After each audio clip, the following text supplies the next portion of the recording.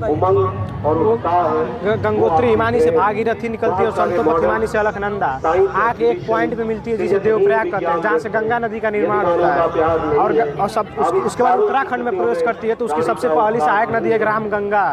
उसके बाद आती है संगम इलाहाबाद प्रयागराज में, वहाँ यमुनोत्री हिमानी से सीधा यमुना नदी आती है।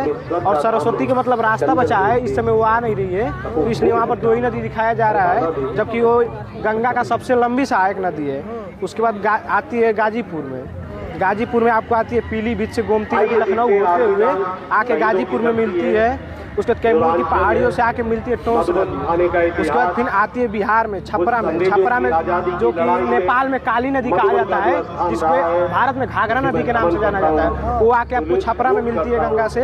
और करनाली नदी आके छपरा में ही मिलती है। उसके बाद गंडक नदी आती है लुबिन की हिमालय से, उसके बाद फिर हाजीपुर में मिलती है। उसके बाद कटिहार जिले में आके मिलती है आपसे कोसी नदी, जो कि बिहार का शोक भी कहा जाता है, जो कि सीधा नेपाल की पहाड़ियों से निकलती है और आके कटिहार में मिलती है।